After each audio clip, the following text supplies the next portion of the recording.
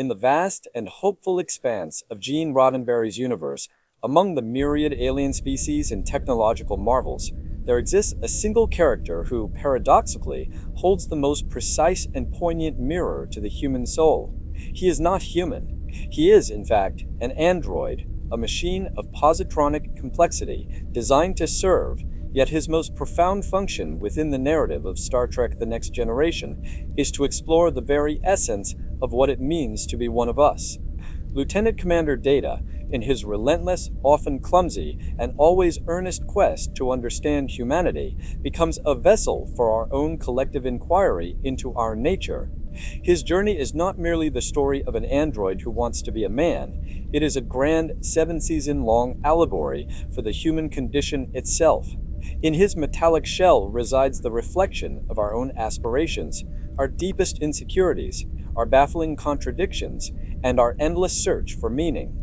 Data is all of us, not because he achieves humanity, but because he is forever striving for it. This video will argue that Data's significance transcends his role as a science fiction archetype. Through an analysis of his core narrative arcs, his pursuit of emotion, his fight for identity, his relationship with mortality, and his role as the ultimate outsider, we can see that his journey is a universal one. His programming is a metaphor for our own societal and biological conditioning. His ethical subroutines are a stand-in for our developing conscience. His quest is our quest. By examining key moments from the series, we will uncover the layers of this parallel, demonstrating that in watching Data, we are not merely observing a fictional character, we are, in a very real sense, watching ourselves. The Ghost in the Machine, a quest for emotion. At the heart of Data's story is his most defining limitation, the absence of emotion.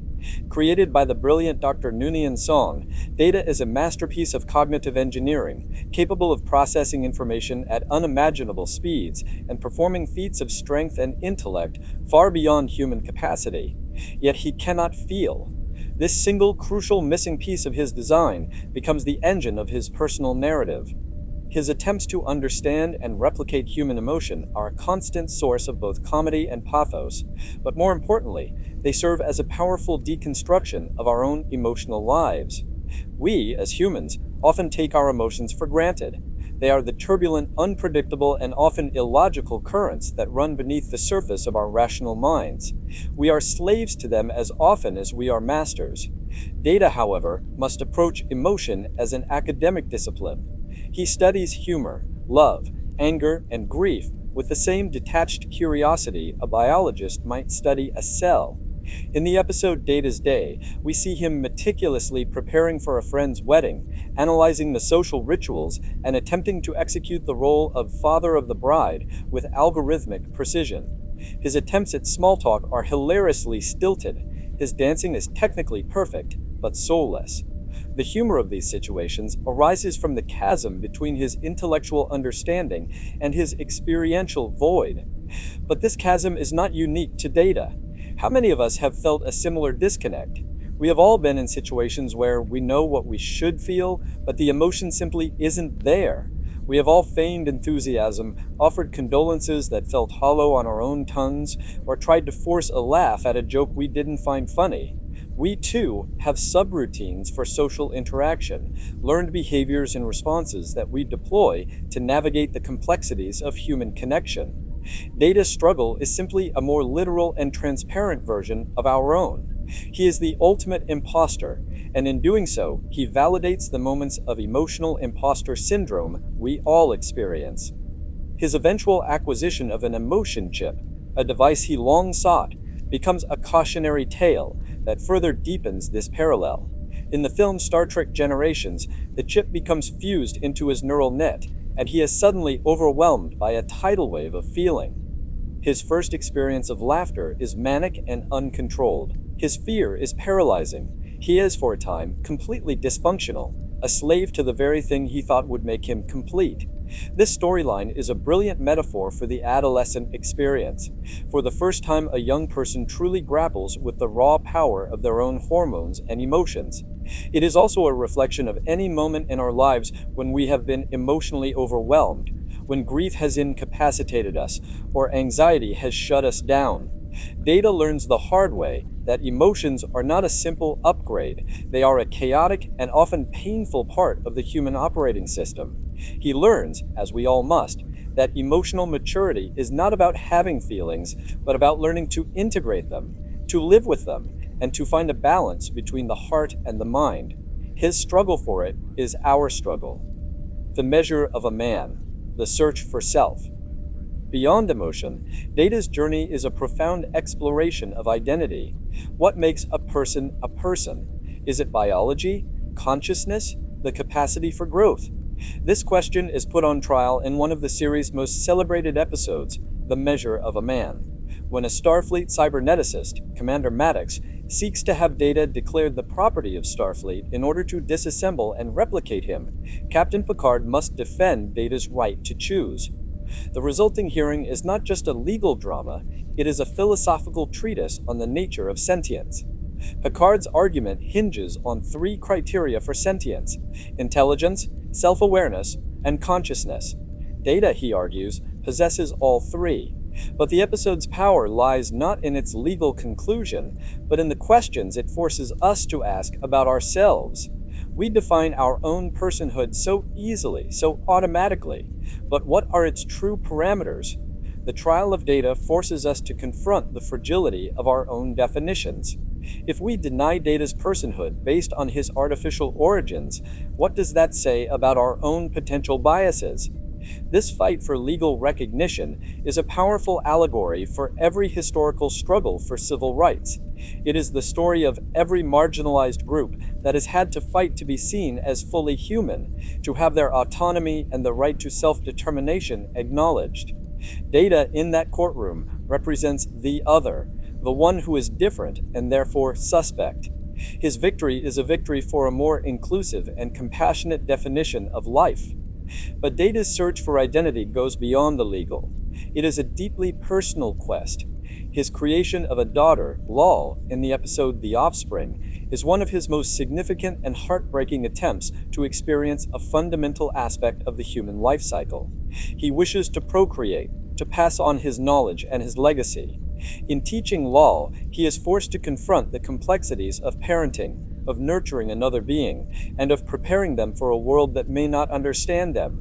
Lal's development is rapid and astonishing. She even develops the capacity for emotion, something Data himself has not yet achieved. Her death, eventually, a result of a cascade failure in her neural net, is a devastating blow.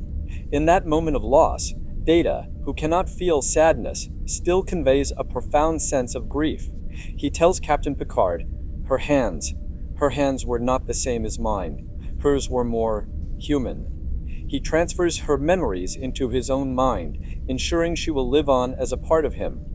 This experience is a microcosm of the human experience of love and loss.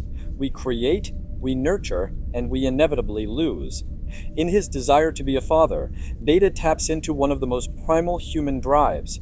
In his grief, he demonstrates that loss is not just an emotion, it is a restructuring of the self. He is changed by the experience, just as we are all changed by the people we love and lose. His exploration of dreams in Birthright Part 1 further expands his sense of self. A bizarre energy surge activates a dormant subroutine, allowing him to experience something akin to dreaming for the first time. In his dream, he sees his creator, Dr. Sung, as a blacksmith, forging a bird that flies away. The imagery is rich with symbolism: the creator, the act of creation, and the soul taking flight. For Data, who has always lived in a world of logic and data, the surreal symbolic landscape of the subconscious is a revelation. It suggests that there are layers to his own consciousness that he has yet to understand. This, too, is a deeply human experience. Our dreams are a window into the parts of ourselves we do not consciously control, a place where our fears, desires, and memories mix in strange and revealing ways. Data's discovery of his own inner world is a discovery we all make as we mature, a realization that our identity is not just the sum of our waking thoughts, but also the product of the mysterious and uncharted territory of our own minds. The gift of mortality. Sacrifice and the final frontier. Perhaps the most counterintuitive aspect of Data's journey is his relationship with death. As an android, he is, for all intents and purposes, immortal. He does not age, he is resistant to disease, and his physical form is repairable.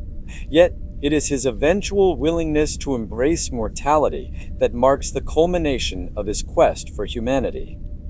Throughout the series, Data observes death with a clinical detachment. He is a witness to the grief of his crewmates, and he does his best to offer comfort, but he cannot truly comprehend the finality of it. In Skin of Evil, when Tasha Yar is killed, Data is perplexed by the concept of her being gone. He remarks that his own memories of her are intact, so in a sense, she is not gone at all.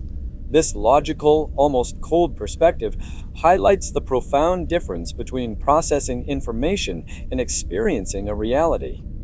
However, as he evolves, his understanding deepens. A pivotal moment occurs in the episode Time's Arrow, where the crew discovers Data's own severed head in a cave on Earth, dating back to the 19th century. This discovery means that at some point in his future, he will travel back in time and die there. For the first time, Data is confronted with the irrefutable fact of his own demise. His reaction is not fear, but a quiet acceptance. He knows the when and where of his death, a fate no human has to bear. This knowledge does not paralyze him, it informs his existence. He understands that his time, like everyone else's, is finite. This understanding of his own finitude is what makes his final act in Star Trek Nemesis so powerful and meaningful. He sacrifices himself to save Captain Picard and the crew of the Enterprise. He beams Picard off the enemy ship and then destroys it, and himself along with it. It is the ultimate act of love and loyalty. In that moment, he is not a machine following a program to protect the captain. He is a friend saving a friend. He has learned the most human of all lessons, that a life is not measured by its duration, but by its meaning, and that the greatest meaning can be found in giving one's life for others. His sacrifice is the final refutation of Commander Maddox's argument in The Measure of a Man. Maddox saw Data as a disposable, replicable object, but Data's death proves his uniqueness. He is not just a machine, he is a person, with a unique history, a unique set of experiences, and a unique place in the hearts of his friends. His death is a true death, a loss that cannot be replaced. Before his sacrifice, he has a conversation with Picard about his brother, B4, a less advanced prototype. Picard notes that B4 is not like Data. Data replies, "I believe, sir, that he has the potential to be more than he is." Then he begins to sing Blue Skies, a song he sang at Riker and Troy's wedding. It is later revealed that he has downloaded his own memories and pathways into B4, giving his brother the potential to grow, to become more like him. This is his final act of creation, his final gift. He has not only embraced his own mortality, but he has also ensured a form of legacy, a continuation of his own journey. This is the human way. We live, we learn, we love, and we pass on what we can to the next generation, hoping they will continue the journey.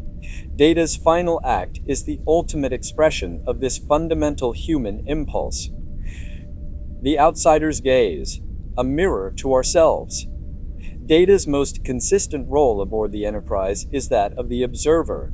As an android, he is the ultimate outsider, looking in on the strange and often baffling pageant of human behavior. This unique perspective allows the writers of The Next Generation to use him as a powerful tool for social and cultural commentary. Through Data's eyes, we are forced to re-examine our own customs, our assumptions, and our societal norms. His attempts to understand humor are a prime example. In The Outrageous Okona, he seeks the help of a holographic comedian to teach him the mechanics of comedy. He analyzes joke structures, timing, and delivery, but he cannot grasp the essential spark that makes something funny. His own attempts at jokes are technically perfect, but fall flat because they lack the shared context and emotional understanding that humor requires. This exploration does more than just create a funny subplot, it forces the audience to think about what humor is. Why do we laugh? What is the function of comedy in our society? Through Data's failure, we come to a deeper appreciation of the subtlety and complexity of this very human trait. Similarly, his exploration of relationships provides a running commentary on human connection. His attempts at romance are both charming and awkward. In theory, he pursues a relationship with a fellow crew member, Jenna Desora, by creating a specific subroutine for romance. He performs all the correct actions. He is attentive, complimentary, and supportive, but he cannot provide the emotional resonance she needs. The relationship ultimately fails, and Data concludes that his program was inadequate. But the episode suggests that the problem is not with his program, but with the very idea that love can be programmed. Love is not a series of inputs and outputs. It is a messy, unpredictable, and often irrational force. Data's logical approach to it only serves to highlight its inherent illogicality. This outsider's gaze allows the show to tackle complex social issues with a unique clarity. When Data is faced with prejudice, as he sometimes is from those who see him only as a machine, his calm and logical response throws the irrationality of that prejudice into sharp relief. He does not respond with anger, but with a request for data, for an explanation of the prejudice, which, of course, cannot be logically provided. In this way, Data functions much like the classic noble savage or the alien visitor archetype in literature. He is a character who, by virtue of his otherness, can critique society without being a part of it. He is Gulliver in Lilliput, a stranger in a strange land, holding up a mirror to the natives and showing them their own absurdity. But unlike many of those archetypes, Data is not content to remain an outsider. He desperately wants to belong. This yearning, this desire to bridge the gap between himself and the rest of humanity, is what makes him so relatable. We have all felt like outsiders at some point in our lives, standing on the edge of a group, wishing we understood the rules, wishing we could be a part of it. Data is the embodiment of that feeling, and his persistent, hopeful efforts to connect give us all a sense of hope for our own moments of alienation. Consciousness and the positronic dream. Data's very existence is a walking, talking, philosophical debate about the nature of consciousness. His positronic brain, a concept borrowed from the great science fiction writer Isaac Asimov, is a black box of immense complexity. It can learn, it can reason, it can create. But is it conscious? Does Data have a soul? The show wisely never gives a definitive answer, because the question is more powerful than any answer could be. The debate surrounding artificial intelligence is more relevant today than ever before. As we develop more sophisticated machine learning and neural networks, we are inching closer to creating something that might, one day, resemble a true artificial consciousness. Data is the fictional endpoint of that journey, the thought experiment made manifest. He forces us to confront the big questions. What are the ethical implications of creating sentient life? What responsibilities do we have to our creations?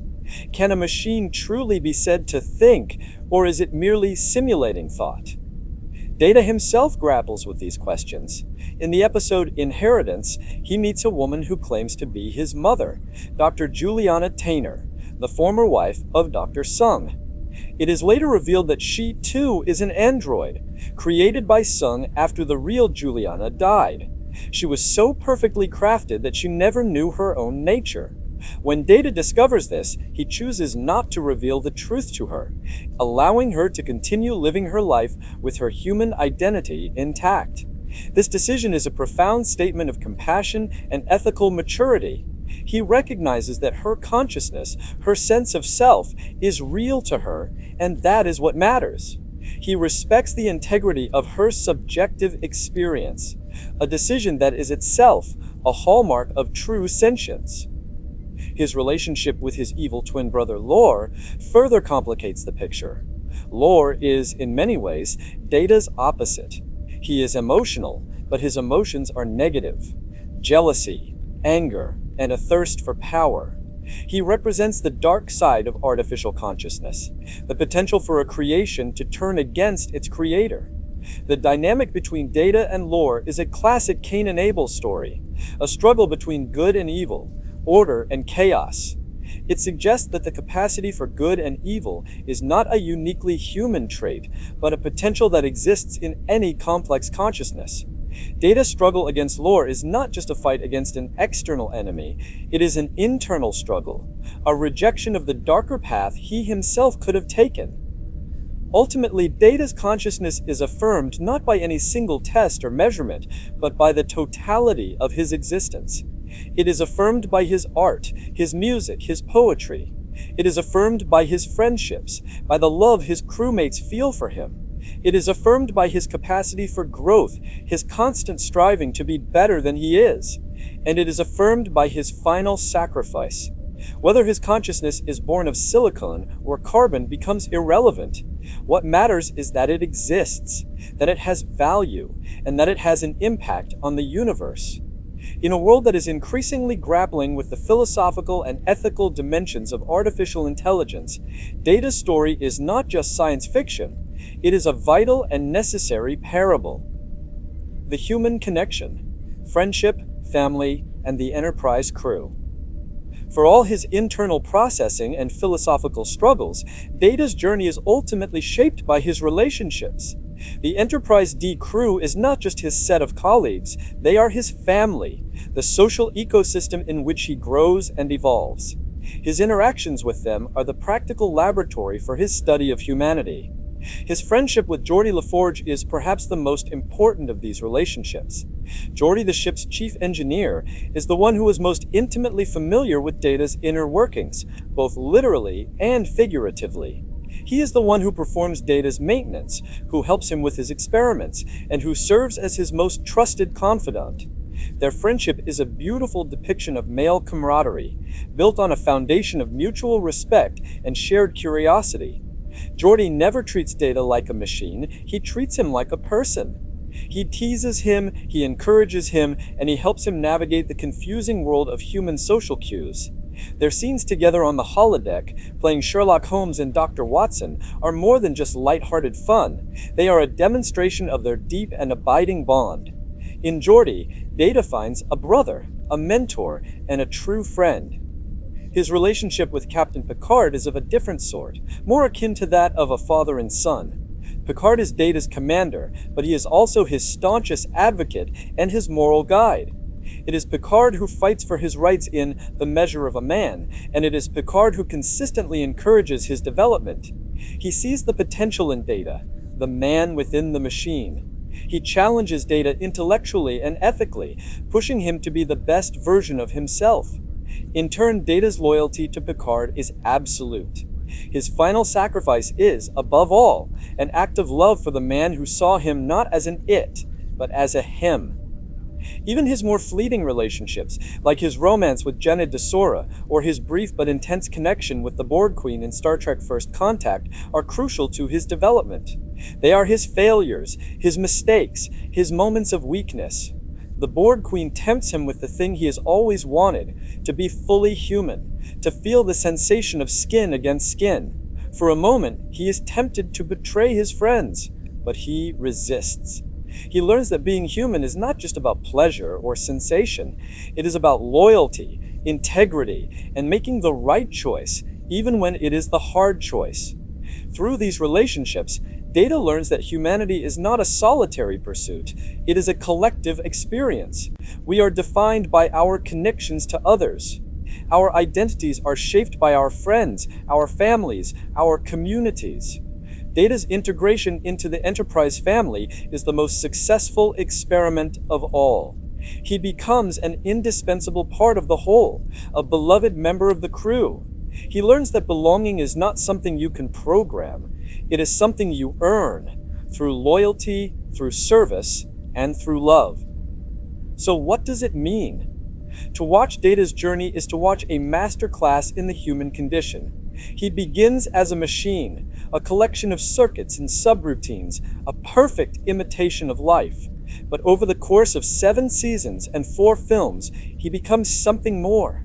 He becomes a person, not because he successfully learns to feel or to be normal, but because he engages in the same messy, beautiful, and often painful struggle that defines us all.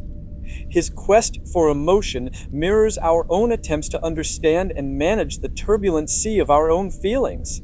His fight for identity is the fight we all wage to define ourselves, to find our place in the world, and to be seen and accepted for who we are. His relationship with mortality teaches us, as it teaches him, that a life's value is not in its length, but in its depth, and that the greatest acts of love often involve the greatest sacrifice. He is the ultimate outsider, and in his gaze we see ourselves more clearly. He is the walking embodiment of the philosophical questions we have been asking for centuries. What is life? What is consciousness? What does it mean to be human? Data is all of us. He is our curiosity, our ambition, our desire to be better than we are. He is our awkwardness, our insecurity, our feeling of being an imposter in our own lives. He is our capacity for logic and our struggle with the illogical. He is our ability to learn, to grow, and to change. He is the part of us that looks up at the stars and wonders,